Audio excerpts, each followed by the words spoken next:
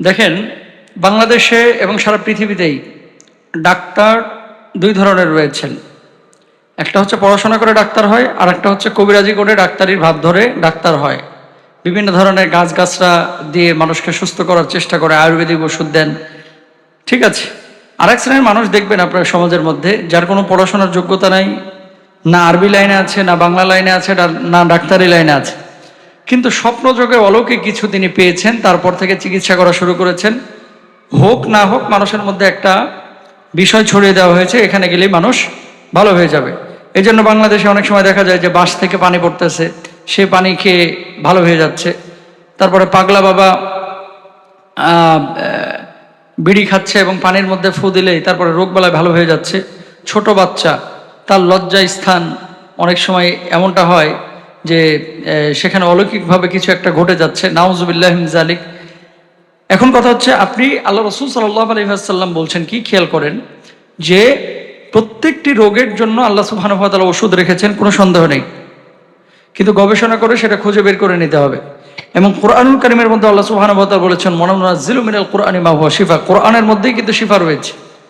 কিছু লোক রয়েছে, ডাক্তার রয়েছে, ডাক্তার বলতে এমবিবিএস ডাক্তারের কথা বলছি না, যারা ব্ল্যাক ম্যাজিক করে থাকে এবং মানুষকে, আপনি যাচ্ছেন একটা রোগ নিয়ে, ওই মানুষটা আপনার রোগ তো দূর করা দূরের কথা, আপনার উপরে এমন কিছু খারাপ বিষয় চাপিয়ে দিচ্ছে যার কারণে আপনি আরো বেশি ক্ষতির সম্মুখীন হচ্ছেন।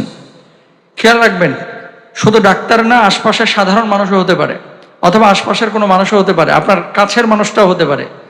যদি দেখেন যে এই সমস্ত সিমটমগুলো ওই লোকটার মধ্যে আছে, বা এই সমস্ত বিষয় আপনাকে খুব নাড়াচাড়া করছে, তাহলে জানবেন যে আপনাকে কেউ ব্ল্যাক ম্যাজিক করার চেষ্টা করছে অথবা জাদু করার চেষ্টা করছে। এখন বিষয়গুলো কি কি?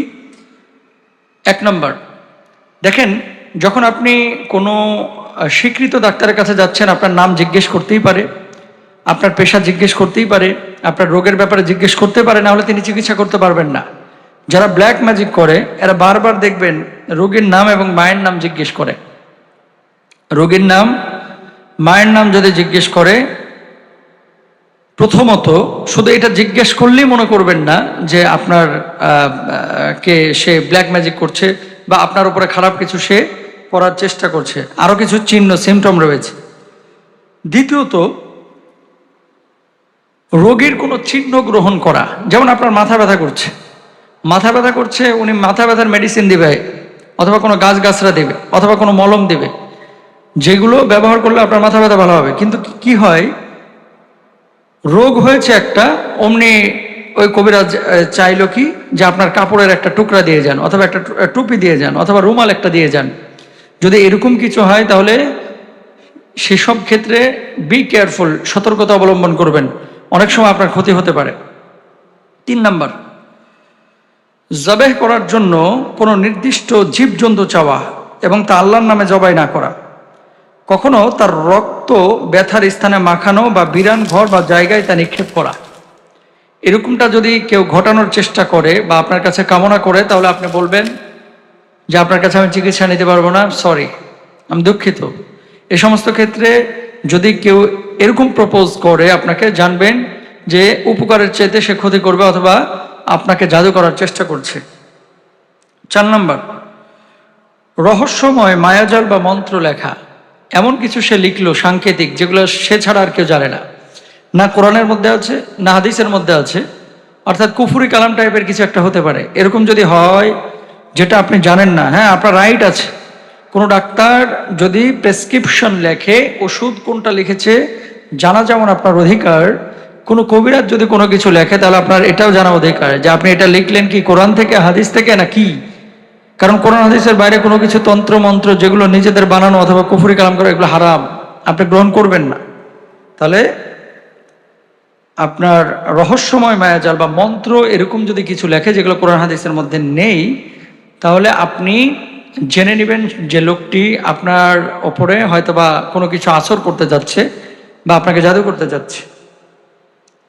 5 নাম্বার, অস্পষ্ট তন্ত্র মন্ত্র ও মায়াজাল পাঠ করা, এমন কিছু সে পাঠ করছে যেগুলো কোরআনে নাই, হাদিসের মধ্যে নেই, যেগুলো বিজ্ঞান সাপোর্ট করে না, যেগুলো চিকিৎসা বিজ্ঞান সাপোর্ট করে না, যেগুলো ডাক্তাররা সাপোর্ট করে না, অথচ এমন কিছু ভাব নিচ্ছে যে যেন আকাশ থেকে এই সমস্ত মন্ত্রগুলো উনি নিজ হাতে নামায় নিয়ে আসছেন আল্লাহ সুবহানাহু ওয়া তাআলার পক্ষ থেকে, নাউযুবিল্লাহি মিন যালিক।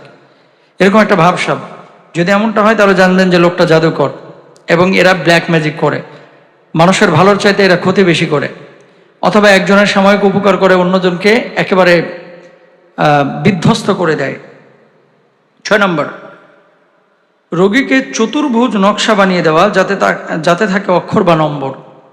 এমন কিছু নকশা দেয় যে নকশাগুলো আসলে কোরআন হাদিস থেকে সে নেয় নাই, অথবা এই ধরনের নকশার ব্যাপারে হাদিসের মধ্যে কোনো কিছু বলা হয় নাই, রাসূল সাল্লাল্লাহু আলাইহি ওয়াসাল্লাম বলেন নাই, আল্লাহ সুবহানাহু ওয়া তাআলা বলেন নাই। সাংকেতিক অনেক কিছু ব্যবহার করে। ওই যে দেখেন বিসমিল্লাহির রহমানির রহিম 7, 8, 6, কুল হুয়াল্লাহু আহাদ আরেকটা এরকম মান বাইর করে, সূরা ফাতিহার একটা মান বাইর করে। মান দিয়ে কখনো কোরআনের মান রক্ষিত হয় না, বরং এই সমস্ত মানগুলো দিয়ে মানুষের সামনে নিজেকে কবিরাজি হিসাবে, জাদুকর হিসেবে উপস্থাপন করা যায়। আলটিমেটলি এগুলো দিয়ে কোনো উপকার হয় না, কিন্তু মানুষের ক্ষতি করা যায়।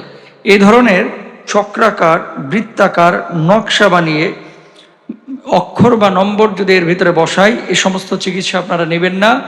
জেনে রাখবেন, এরকম যদি কেউ আপনার ব্যাপারে করে তাহলে হয়তো বা লোকটা আপনার জাদু করছে ধরে নিতে পারেন, কারণ এগুলো কোরআন হাদিসে কোথাও নেই। যে লোকটা আপনাকে এরকম কিছু দিতে পারে সেই লোকটা অন্যকে আরো দিয়েছে। এবং ওই যে অনেকে বলে যে বান মেরেছে, শুধু ক্ষতি হয়ে যাচ্ছে, ডাক্তার রোগ ধরতে পারছে না, এই সমস্ত মাধ্যমে কিন্তু কুফরি কালামগুলো এই সমস্ত জাদুকররা করে থাকেন। তারপরে 7 নম্বরে, রোগীকে এক নির্ধারিত সময় এক কক্ষে, যাতে আলো প্রবেশ করে না, লোকদের অন্তরালে থাকার নির্দেশ দেওয়া। রোগীকে বলল যে আপনি এই বিকালের এই সময়টায় সূর্য অস্তমিত হওয়ার 1 ঘন্টা আগে থেকে আপনি এখানে দরজা লাগিয়ে বসে থাকবেন, তাহলে আপনার রোগ ভালো হয়ে যাবে। দেখেন, এটা বিজ্ঞান সাপোর্ট করবে না, কোরআন হাদিসে তো নাই, তাহলে আপনি কি হিসেবে বললেন? ডাল মে কুচ কালা হ্যায়। এবং বর্তমান সময়ে কিন্তু আরেকটা প্রবলেম দেখা যাচ্ছে, অনেক এরকম ফকির ফাকরা যারা নিজেদেরকে বড় কবিরাজ হিসাবে উপস্থাপন করেন। এই যে গত কয়েকদিন আগে কিন্তু ময়মনসিংহে একটা ঘটনা ঘটেছে। হ্যাঁ, সম্ভবত ওনার নাম হচ্ছে খেতাশা বাবা। খেতাশা বাবাকে নিজ ঘরে আশ্রয় দিয়েছে খেতাশা বাবা, ওই তার ভক্তের বউ নিয়ে ভাগে গেছে। এই ঘটনা কিন্তু ময়মনসিংহে কিছুদিন আগে ঘটেছে। সুতরাং এই সমস্ত বাবা সাবা, খেতাশা, বালিশা, কম্বলশা, তারপরে মনে করেন ল্যাপসা, হ্যাঁ যাই হোক না কেন, এইসব শাশু বাবাদেরকে বাড়িতে আশ্রয় দিবেন না, কারণ অনেক সময় কিন্তু দুর্ঘটনা ঘটে। তো যেটি বলছিলাম, রোগীকে এক নির্ধারিত সময় এক কক্ষে এভাবে লোকদের অন্তরালে রাখা, এটা আল্লাহ রাসূল সাল্লাল্লাহু আলাইহি ওয়াসাল্লামের সুন্নাহ মোতাবেক কোনো বিষয় না, চিকিৎসা পদ্ধতি এরকম না। তাহলে এরকম যদি হয় তাহলে জানবেন যে লোকটি মানে ব্ল্যাক ম্যাজিক করতে পারে বা সে জাদুকর, মানুষের ক্ষতি করতে পারে। তারপরে রোগীকে এক নির্ধারিত সময় পর্যন্ত, সাধারণত 40 দিন হয়ে থাকে, পানি স্পর্শ করতে নিষেধ করা। এই লক্ষণ দ্বারা বোঝা যাবে সে জাদুকর, সে জিন ব্যবহার করে, সে অন্য ধর্মের, সে মুসলিম না। 9 নম্বর, রোগীকে কোনো জিনিস পুঁতে রাখতে দেওয়া। রোগীকে বললো যে এই জিনিসটা পুঁতে রাখবেন বাড়ির এই পাশে। 10 নম্বর, রোগীকে কিছু পাতা দিয়ে তা জ্বালিয়ে তা থেকে ধোঁয়া গ্রহণ করতে বলা। অস্পষ্ট কালাম বা কথা দ্বারা তাবিজ বানিয়ে দেওয়া। 11 নম্বর। 12 নম্বর, রোগীর নিজেই নাম, ঠিকানা ও সেই সমস্যা বলে দেওয়া। ছিন্ন ছিন্ন অক্ষর লিখে রোগীকে নকশা বা তাবিজ বানিয়ে দেওয়া, বা কোনো সাদা পাথরে লিখে দেওয়া, বা তা ধুয়ে পানি পান করতে বলা। আপনি যদি এসব লক্ষণ জেনে বুঝতে পারেন যে সে জাদুকর, তবে আপনি অবশ্যই তার নিকট যাওয়া থেকে সতর্ক হয়ে যাবেন। না হলে আপনার প্রতি নবীজি সাল্লাল্লাহু আলাইহি ওয়াসাল্লামের সেই বাণী প্রযোজ্য হবে, কি মান আতা কাহিনান, যে ব্যক্তি গণকের নিকটে এসে সে যা বলল তা বিশ্বাস করলো, সে অবশ্যই মুহাম্মদুর রাসূলুল্লাহ সাল্লাল্লাহু আলাইহি ওয়াসাল্লামের প্রতি যা অবতীর্ণ করা হয়েছে তা অস্বীকার করলো।